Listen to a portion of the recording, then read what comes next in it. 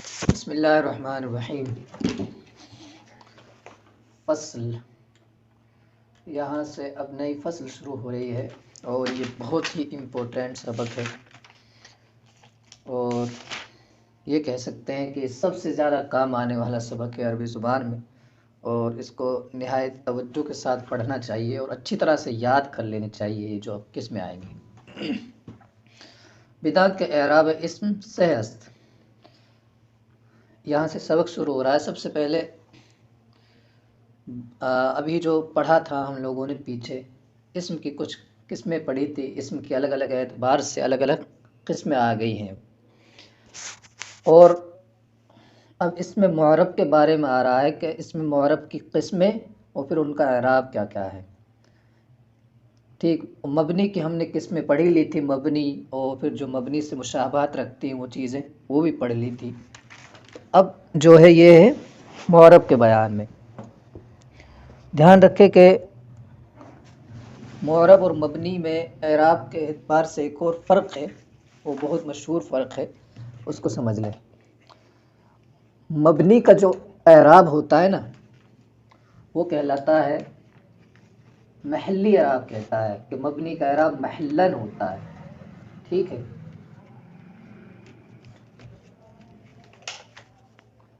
محلن کا مطلب کیا ہے کہ اس کا اعراب ایک تو بدلتا نہیں ہے، مبنی کا اعراب جیسا ہوتا ہے ویسے ہی ہوتا ہے، عامل کے بدلنے سے نہیں بدلتا ہے، اور پھر اس کو محلی اعراب کہتے ہیں۔ مثال کے طور پر جیسا محل ہوگا اس کو وہی نام دے دیں گے۔ مثلا مثال سے سمجھ جائیں گے اس کو، جیسے ہاؤلائی مبنی ہے، اب جیسے کہا جاءنی ہاؤلائی، رأیت ہاؤلائی، مررت بہاؤلائی، تینوں حالتوں میں ایک جیسا اعراب ہے۔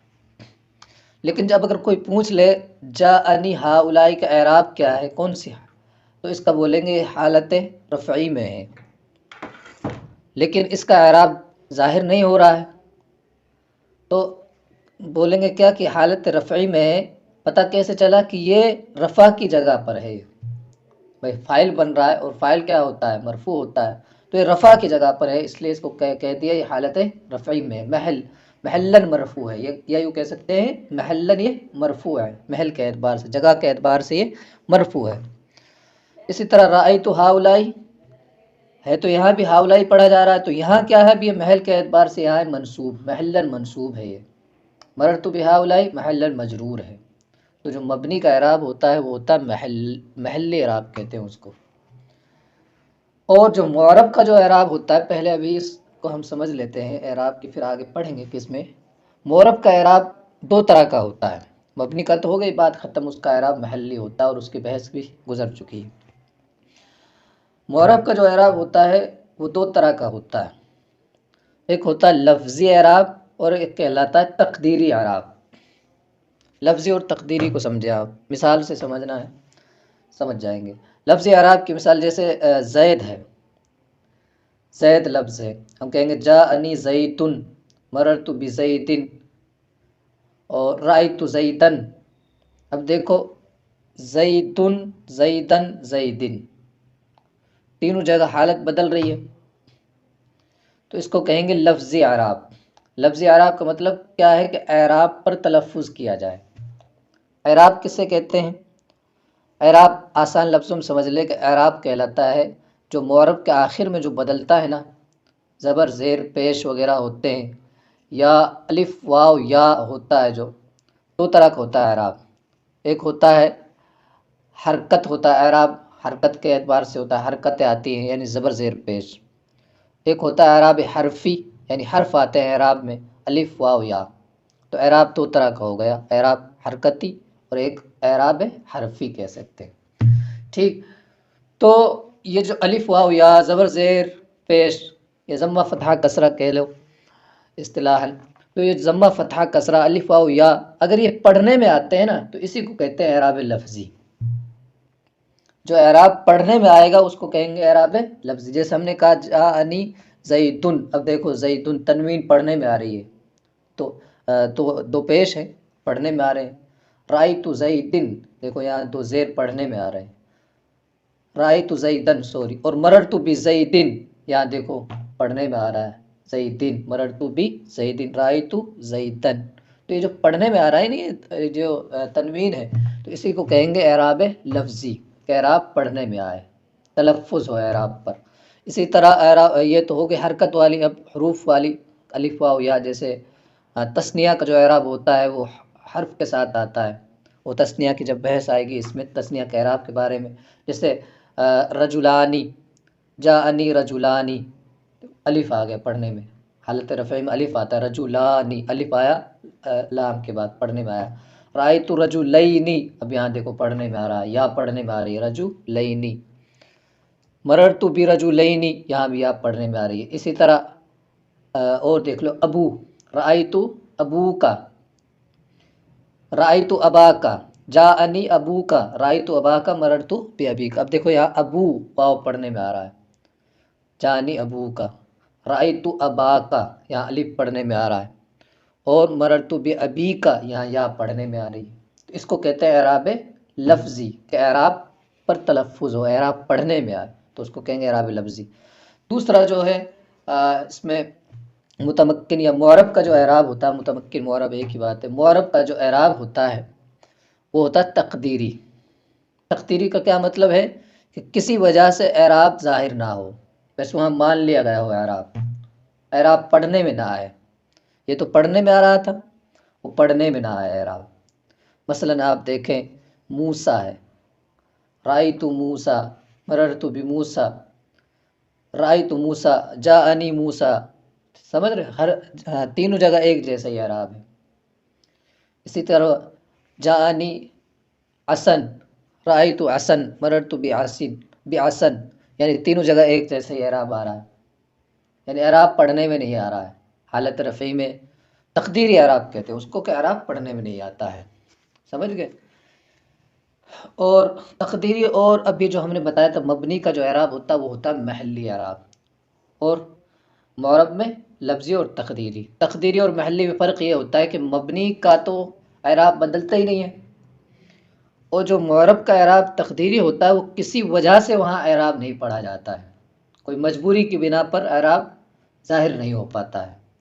اور مبنی میں کوئی مجبوری نہیں ہوتی ہے، اس کا تو اعراب بدلتا ہی نہیں، اس میں کچھ مجبوری آ جاتی ہے۔ مثال کے طور پر کوئی الف آ گیا، الف، اب الف پہ تو اعراب ظاہر نہیں ہوتا ہے تو مجبوری آ گئی، یا کوئی مشکل پیش آ جائے، مشکل اعراب کو پڑھنا مشکل ہو جائے تو وہاں بھی کیا ہے، جیسے غلامی، رأیت غلامی، مررت بغلامی، سمجھ گئے؟ رأیت اور جاءنی غلامی وغیرہ، تو یہاں مشکل ہوتی ہے یہاں پر اعراب پڑھنا، تو مشکل ہو جاتی ہے۔ تقدیر اعراب میں کیا ہوتا ہے؟ مشکل ہوتا ہے اعراب کو ظاہر کرنا، یا محال ہوتا ہے اعراب کو ظاہر کرنا، جبکہ جو مبنی ہوتا ہے اس میں تو اعراب آتا ہی نہیں، اس کا اعراب بدلتا ہی نہیں ہے، اس لیے محلی اعراب کہتے ہیں۔ بہرحال مبنی کا جو اعراب ہوتا ہے وہ ہوتا ہے محلاً اعراب کہتے ہیں اس کو، اور جو معرب کا اعراب ہوتا ہے وہ ہوتا ہے لفظی یا تقدیری۔ ایک بات اب سمجھ میں آ گئے۔ اب ہم دیکھو، اب جو معرب کے جو اعراب آئیں گے وہ دو طرح کے ہوں گے، یا تو لفظی ہوں گے یا تقدیری ہوں گے، اور لفظی بھی دو طرح کا ہوتا ہے، لفظی یا تو حرکت کے ساتھ آئے گا یا حروف کے ساتھ، سمجھ گئے؟ اب آپ شروع کرتے ہیں ہم، تو یہ جو ہم نے تمہید باندھی ہے اعراب کے بارے میں، اس کو آپ غور سے صحیح سے سمجھیں اور غور سے سننے کی کوشش کریں، سمجھیں، ان چیزوں کو لکھنے کی کوشش کریں، نوٹ بنا لیں ان چیزوں کا، بہت فائدہ مند چیز ہے یہی سمجھ۔ اب ہم بار بار ان کا ذکر بھی کرتے رہیں گے۔ بدا کے اعراب اسم سہ است، جان لو کہ اعراب اسم تین ہے، رفع، نصب، جر، رفع، نصب اور جر، یہ ہے اعراب اسم۔ اعراب اسم سے مراد، اسم تو بھائی مبنی بھی ہوتا ہے معرب بھی، اور یہاں بات ہو رہی ہے معرب کی، تو یہ جو معرب کا جو اعراب ہے وہ تین طرح کا ہوتا ہے، رفع، نصب اور جر۔ ایک اور دھیان رکھیں، رفع، نصب، جر، ضمہ، فتحہ، کسرہ وغیرہ یہ جو لفظ بولے جاتے ہیں، رفع، نصب، جر، یہ صرف معرب کے ساتھ ہی بولا جائے گا، رفع، نصب، جر، یہ مبنی کے لیے نہیں بولیں گے رفع، سمجھ گئے؟ مبنی کے لیے ضمہ، فتحہ، کسرہ بول سکتے ہیں، یا ضم، فتح، کسر وغیرہ یہ بول سکتے ہیں، لیکن رفع، نصب، جر جب بھی بولیں گے نا تو یہ معرب کے ساتھ ہی بولا جائے گا، مبنی کے ساتھ رفع، نصب، جر نہیں بولا جاتا ہے۔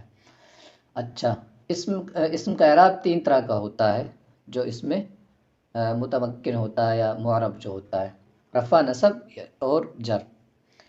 اس میں متمکن باعراب وجوہ، باعتبار وجوہ اعراب، اس میں متمکن وجوہ ہے اعراب کے اعتبار سے، یعنی اعراب کے اعتبار سے اس میں متمکن وجوہ اعراب کے اعتبار سے برشاندہ قسم است، 16 قسم پر ہے۔ یہ اسم جو آئیں گے اعراب، جو حرکتیں آئیں گی اس پر، اس اعتبار سے اس میں متمکن کی 16 قسمیں ہیں اعراب کے اعتبار سے، ہے نا، جو تبدیلی آئیں گی اس اعتبار سے اسم کی 16 قسمیں ہیں۔ اعراب 9 طرح کا ہوگا، جو اسما آئیں گے وہ 16 قسمیں ہو جائیں گی۔ یہ سمجھ لو کہ اعراب جو ہوگا وہ تو ہوگا 9 طرح کا، اور جو اسم بنیں گے وہ 16 ہو جائیں گے۔ کیا ہے کہ دوسری کتابیں ان میں 9 قسمیں اعراب کی بتا دیتے، تو وہ اعراب کی قسمیں ہوتی ہیں، وہ صحیح ہے۔ اور یہاں اعراب کے بارے میں نہیں کہہ رہے ہیں، اسم جو ہوگا نا وہ 16 قسم پر ہوگا اور اعراب 9 طرح کا ہوگا، سمجھ گئے آپ؟ تو اب دیکھتے ہیں ہم 16 قسمیں اسموں کی، جو اسم آ رہے ہیں اور اس پر جو اعراب آئے گا وہ تو 9 طرح کا ہوگا، اور اسم 16 قسم پر ہوگی، اور اسم کی ہے نا 16 بن جائیں گی، اسی 9 میں 16 ہو جائیں گی۔ دیکھو اول، پہلا مفرد منصرف صحیح، پہلا ہے مفرد منصرف صحیح، پہلا اسم ہے، اسم معرب کا جو اعراب کے اعتبار سے قسم ہوتی ہے مفرد منصرف صحیح۔ سب سے پہلے مفرد کسے کہتے ہیں؟ ابھی ہم نے پڑھا واحد تثنیہ جمع کے بارے میں، تو مفرد کہتے ہیں واحد کو، ٹھیک؟ تو پہلا کیا ہے؟ مفرد ہو، مفرد ہو جیسے کیا نکل گئے؟ تثنیہ نکل گیا اور جمع نکل گیا، یعنی تثنیہ نہ ہو جمع نہ ہو۔ دوسری بات اس میں منصرف ہو، ایک ہی ہے، مفرد ہو منصرف ہو۔ منصرف کا کیا مطلب؟ کہ غیر منصرف نہ ہو، غیر منصرف ابھی آ جائے گی، آگے قسم آ جائے گی، 5ویں 6ٹھی قسم آئے گی، تو منصرف ہو، ٹھیک ہے، یعنی غیر منصرف نہ ہو۔ غیر منصرف سمجھ لو ابھی کہ جس میں 2 سبب یا ایک ایسا سبب جو 2 کے قائم مقام ہوتا ہے وہ پائے جاتے ہیں، اس کو کہتے ہیں غیر منصرف، اور منصرف جس میں یہ چیز نہ ہو، 2 سبب نہ پائے جائے، سمجھو، اس کو کہتے ہیں منصرف۔ اور غیر منصرف پر غیر منصرف کا اعراب آگے آئی جائے گا، تبھی ہم بات کر لیں گے۔ بہرحال وہ منصرف ہو، غیر منصرف نہ ہو، صحیح ہو۔ پہلی قسم کیا ہے؟ مفرد ہو، منصرف اور صحیح ہو۔ صحیح کسے کہتے ہیں؟ صحیح کہتے ہیں نحو، چونکہ نحو کی کتاب چل رہی ہے تو نحو کے اعتبار سے، نحویوں کے اعتبار سے صحیح کہتے ہیں کہ جس کے آخر میں حرف علت نہ ہو، جس اسم کے آخر میں حروف علت میں سے نہ ہو، اس کو کہتے ہیں صحیح۔ جس اسم کے آخر میں حروف علت نہ ہو وہ ہے نحویوں کے اعتبار سے صحیح۔ جیسے دیکھو زیدن، آخر میں کیا ہے؟ دال ہے، آخری حرف ہے جو اس کا دال ہے، تو یہ صحیح ہو گیا، کیونکہ آخر میں حرف علت اس کے نہیں ہے، آپ سمجھ گئے؟ اور صرف میں الگ صحیح ہوتا ہے، صرف میں تو وہ ہوتا ہے جس کے حروف اصلیہ میں کوئی حرف علت بھی نہ ہو، اور یعنی حروف اصلیہ تینوں جگہ حرف علت نہ ہو، حمزہ نہ ہو، 2 حرف ایک جنس کے نہ ہو، وہ صرف کا صحیح ہوتا ہے۔ لیکن یہ نحو کا صحیح کیا ہے؟ نحو میں صحیح کہیں گے جس کا آخر میں حرف علت نہ ہو، بس اتنی سی بات ہے۔ تو یہ ہو گئی پہلی قسم، مفرد ہو منصرف ہو، مفرد منصرف صحیح، پہلی قسم۔ جیسے زید، اب جو بھی اسم ایسا ہوگا جس کے آخر میں حرف علت نہیں، وہ صحیح کہلائے گا، مفرد منصرف صحیح۔ اس کا اعراب ابھی آ جائے گا، اس کا اعراب تینوں حالتوں میں الگ الگ آئے گا، حالت رفعی میں ضمہ، حالت نصبی میں فتحہ، حالت جری میں کسرہ، سمجھ گئے؟ حالت رفعی میں ضمہ، حالت نصبی میں فتحہ، حالت جری میں کسرہ، اس کا اعراب ہے نا۔ 3 قسمیں ایک ساتھ بیان کریں گے، تینوں کا ایک ہی اعراب ہوگا۔ دوسرا ہے مفرد منصرف جاری مجرائے صحیح۔ دوسری قسم ہے مفرد ہو منصرف ہو، یہاں تک تو ایک ہی بات ہو گئی، یہاں تک مفرد منصرف، ٹھیک، مفرد یعنی تثنیہ جمع نہ ہو، منصرف یعنی غیر منصرف نہ ہو، جاری مجرائے صحیح، جاری مجرائے صحیح یعنی قائم مقام صحیح۔ قائم مقام صحیح یا جاری مجرائے صحیح کسے کہتے ہیں؟ اس کی تعریف ہے جس کے آخر میں واو یا حرف علت ہو اور اس سے قبل میں ساکن ہو، اس سے ما قبل ساکن ہو، تو اس کو کہتے ہیں جاری مجرائے صحیح۔ دوبارہ سن لیں، جس کے آخر میں واو حرف علت یا حرف علت ہو، واو یا حرف علت ہو اور ما قبل اس سے ساکن ہو، تو اس کو کہتے ہیں جاری مجرائے صحیح۔